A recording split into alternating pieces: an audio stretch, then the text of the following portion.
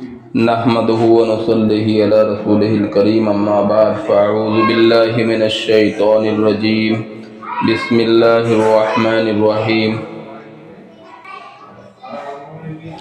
حضرت انس رضی اللہ تعالی عنہ سے روایت ہے کہ رسول اللہ صلی اللہ علیہ وسلم نے ارشاد فرمایا، قیامت اس وقت تک نہیں آئے گی جب تک کہ ایسا برا وقت نہ آ جائے کہ دنیا میں اللہ اللہ بالکل نہ کہا جائے۔ ایک اور حدیث میں اس طرح ہے کہ کسی ایسے شخص کے ہوتے ہوئے قیامت قائم نہیں ہوگی جو اللہ اللہ کہتا ہو۔ فائدہ: مطلب یہ ہے کہ قیامت اس وقت آئے گی جب دنیا اللہ تعالیٰ کی یاد سے بالکل ہی خالی ہو جائے۔ اس حدیث کا یہ مطلب بھی بیان کیا گیا ہے کہ قیامت اس وقت تک قائم نہیں ہوگی جب تک دنیا میں ایسا شخص موجود ہو جو یہ کہتا ہو، لوگو اللہ تعالیٰ سے ڈرو، اللہ تعالیٰ کی بندگی کرو۔ حضرت عبداللہ رضی اللہ تعالی عنہ سے روایت ہے کہ رسول اللہ صلی اللہ علیہ وسلم نے ارشاد فرمایا، قیامت بدترین آدمیوں پر ہی قائم ہوگی۔ حضرت عبداللہ بن عمر رضی اللہ تعالی عنہما سے روایت ہے کہ رسول اللہ صلی اللہ علیہ وسلم نے ارشاد فرمایا، قیامت سے پہلے دجال نکلے گا اور وہ 40 تک ٹھہرے گا۔ اس حدیث کو روایت کرنے والے صحابی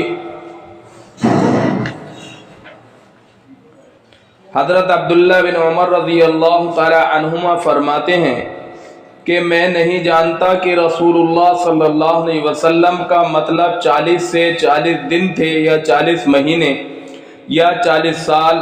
آگے حدیث بیان کرتے ہیں کہ پھر اللہ تعالی حضرت عیسیٰ بن مریم علیہ السلام کو دنیا میں بھیجیں گے، گویا کہ وہ عروہ بن مسعود رضی اللہ تعالی عنہ ہیں، یعنی ان کی شکل و صورت حضرت عروہ بن مسعود رضی اللہ تعالی عنہ سے ملتی جلتی ہوگی۔ وہ دجال کو تلاش کریں گے اور اس کا تعاقب کریں گے اور اس کو پکڑ کر اس کا خاتمہ کریں گے۔ پھر 7 سال تک لوگ ایسے رہیں گے کہ 2 آدمیوں کے درمیان بھی آپس میں دشمنی نہیں ہوگی۔ پھر اللہ تعالیٰ ملک شام کی طرف سے ایک خاص قسم کی ٹھنڈی ہوا چلائیں گے جس کا یہ اثر ہوگا کہ روئے زمین پر کوئی شخص ایسا باقی نہیں رہے گا جس کے دل میں ذرہ برابر بھی ایمان ہو۔ بہرحال اس ہوا سے تمام اہل ایمان ختم ہو جائیں گے، یہاں تک کہ اگر تم میں سے کوئی شخص کسی پہاڑ کے اندر بھی چلا جائے گا تو یہ ہوا وہیں پہنچ کر اس کا خاتمہ کر دے گی۔ رسول اللہ صلی اللہ علیہ وسلم نے فرمایا کہ اس کے بعد صرف برے لوگ ہی دنیا میں رہ جائیں گے جن کے دل ایمان سے بالکل خالی ہوں گے۔ ان میں پرندوں والی تیزی اور پھرتی ہوگی، یعنی جس طرح پرندے اڑنے میں پھرتیلے ہوتے ہیں، اسی طرح یہ لوگ اپنی غلط خواہشات کے پورا کرنے میں پھرتی دکھائیں گے اور دوسروں پر ظلم اور زیادتی کرنے میں درندوں والی عادت ہوگی۔ بھلائی کو بھلائی نہیں سمجھیں گے اور برائی کو برا نہ جانیں گے۔ شیطان ایک شکل بنا کر ان کے سامنے آئے گا اور ان سے کہے گا، کیا تم میرا حکم نہیں مانو گے؟ وہ کہیں گے، تم ہم کو کیا حکم دیتے ہو؟ یعنی جو تم کہو وہ ہم کریں۔ تو شیطان انہیں بتوں کی پرستش کا حکم دے گا اور اس کی تعمیل کریں گے اور وہ اس کی تعمیل کریں گے، اور اس وقت ان پر روزی کی فراوانی ہوگی اور ان کی زندگی بظاہر بڑی اچھی عیش و نشاط والی ہوگی۔ پھر سور پھونکا جائے گا، جو کوئی سور کی آواز کو سنے گا اس آواز کی وحشت اور خوف سے بے ہوش ہو جائے گا اور اس کی وجہ سے اس کا سر جسم پر سیدھا قائم نہیں رہ سکے گا، اس کی گردن ادھر ادھر ڈھلک جائے گی۔ سب سے پہلے جو شخص سور کی آواز سنے گا اور جس پر سب سے پہلے اس کا اثر پڑے گا وہ ایک آدمی ہوگا جو اپنے اونٹ کے حوض کو مٹی سے درست کر رہا ہوگا۔ وہ بے ہوش اور بے جان ہو کر گر جائے گا، یعنی مر جائے گا۔ اور دوسرے سب لوگ بھی اسی طرح بے جان ہو کر گر جائیں گے۔ پھر اللہ تعالیٰ ہلکی سی بارش برسائیں گے، ایسی جیسے کہ شبنم، اس کے اثر سے انسانوں کے جسم میں جان پڑ جائے گی۔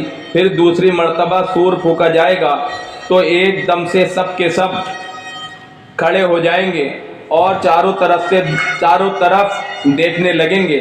پھر کہا جائے گا کہ لوگوں اپنے رب کی طرف چلو، اور فرشتوں کو حکم ہوگا کہ انہیں حساب کے میدان میں کھڑا کرو، کیونکہ ان سے پوچھ ہوگی اور ان کے اعمال کا حساب کتاب ہوگا۔ پھر حکم ہوگا ان میں سے دوستیوں کے گروہ کو نکالو۔ عرض کیا جائے گا کتنے میں سے کتنے؟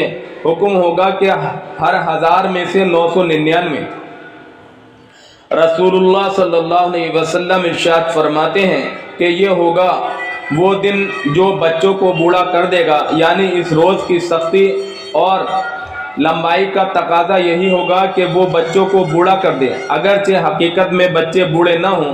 اور یہی وہ دن ہوگا جس میں پنڈلی کھولی جائے گی، یعنی جس دن اللہ تعالیٰ خاص قسم کا ظہور فرمائیں گے۔ اور ایک روایت میں اس طرح ہے کہ جب صحابہ اکرام رضی اللہ عنہم اجمعین نے سنا کہ 1000 میں سے 999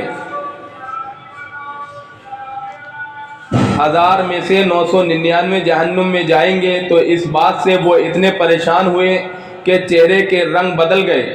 اس پر آپ صلی اللہ علیہ وسلم نے ارشاد فرمایا، بات یہ ہے کہ 999 جو جہنم میں جائیں گے وہ یاجوج ماجوج اور ان کی طرح کفار اور مشرکین میں سے ہوں گے، اور 1000 میں سے ایک جو جنت میں جائے گا وہ تم میں سے اور تمہارا طریقہ اختیار کرنے والوں میں سے ہوگا۔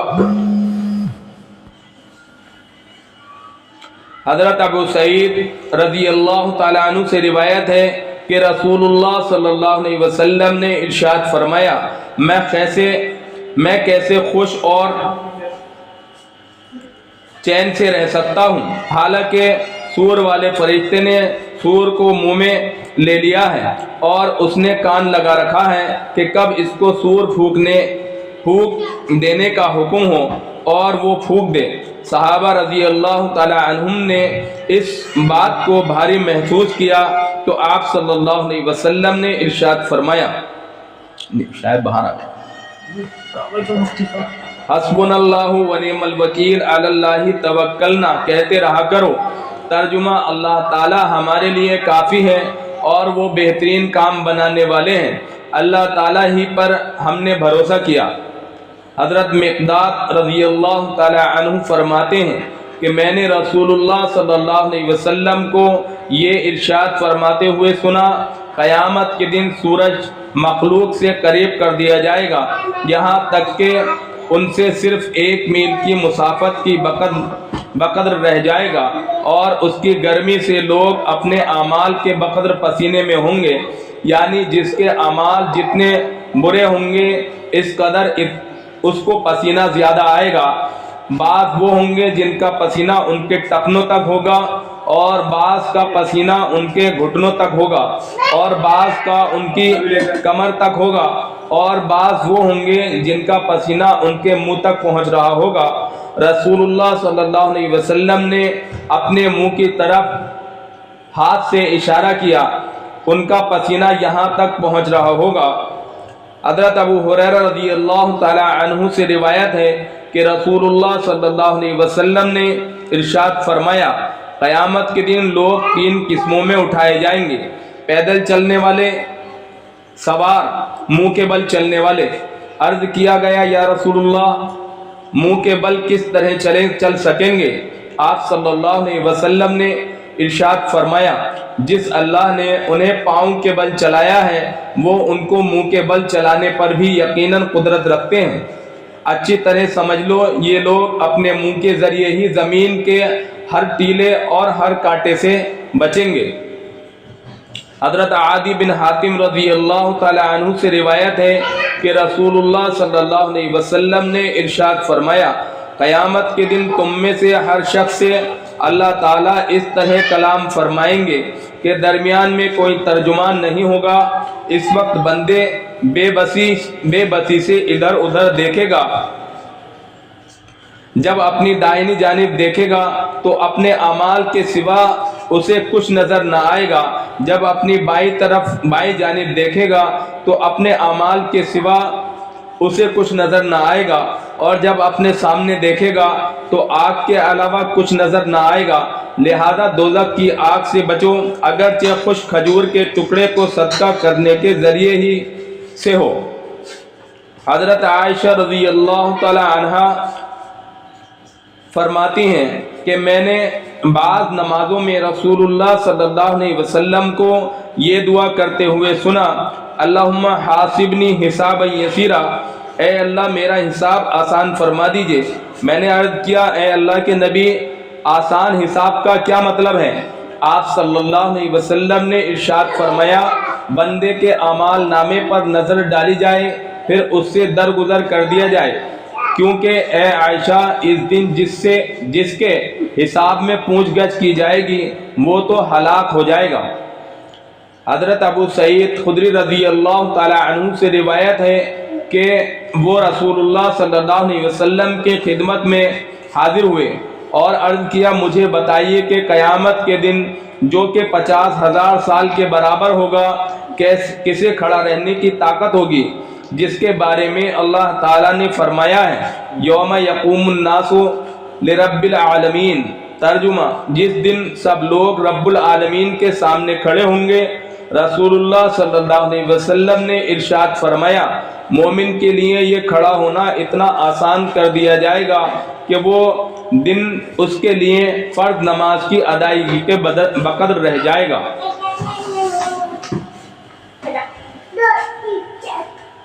حضرت عبداللہ بن عمر رضی اللہ تعالی عنہما سے روایت ہے کہ رسول اللہ صلی اللہ علیہ وسلم سے جبرائیل علیہ السلام نے جب کہ وہ اجنبی شخص کی شکل میں حاضر ہوئے تھے، اسلام کے بارے میں سوال کیا۔ آپ صلی اللہ علیہ وسلم نے ارشاد فرمایا، اسلام یہ ہے کہ تم دل اور زبان سے اس بات کی شہادت ادا کرو کہ اللہ تعالیٰ کے سوا کوئی معبود نہیں اور محمد صلی اللہ علیہ وسلم اللہ تعالیٰ کے رسول ہیں، نماز پڑھو، زکوٰۃ ادا کرو، حج اور عمرہ کرو، جنابت سے پاک ہونے کے لیے غسل کرو، وضو پورا کرو اور رمضان کے روزے رکھو۔ حضرت جبرائیل علیہ السلام نے پوچھا، جب میں یہ سارے اعمال کر لوں تو کیا میں مسلمان ہو جاؤں گا؟ ارشاد فرمایا، ہاں۔ حضرت جبرائیل علیہ السلام نے عرض کیا، آپ نے سچ فرمایا۔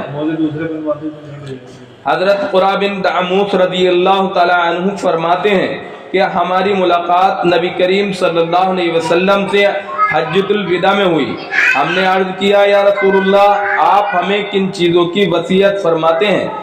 آپ صلی اللہ علیہ وسلم نے ارشاد فرمایا، تم کو اس بات کی وصیت کرتا ہوں کہ نماز قائم کرو، زکوٰۃ ادا کرو، بیت اللہ کا حج کرو اور رمضان کے روزے رکھو۔ اس میں ایک رات ایسی ہے جو 1000 مہینوں سے بہتر ہے۔ مسلمان اور ذمہ جس سے معاہدہ کیا ہوا ہے کہ قتل کرنے کو اور ان کے مال لینے کو حرام سمجھو، البتہ کسی جرم کے ارتکاب پر اللہ تعالیٰ کے حکم کے مطابق ان کو سزا دی جائے گی، اور تمہیں وصیت کرتا ہوں کہ تم اللہ تعالیٰ کو اور اس کی فرما برداری کو مضبوطی سے پکڑے رہو، یعنی ہمت کے ساتھ دین کے کاموں میں اللہ تعالیٰ کی غیر کی خوشنودی اور ناراضگی کی پرواہ کیے بغیر لگے رہو۔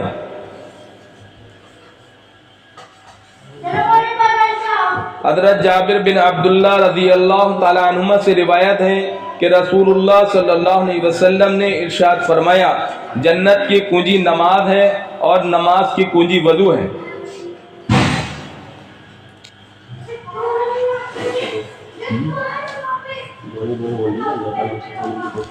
اللہ تعالی ہم سب کو پڑھنے اور سننے سے زیادہ عمل کرنے کی توفیق عطا فرمائے۔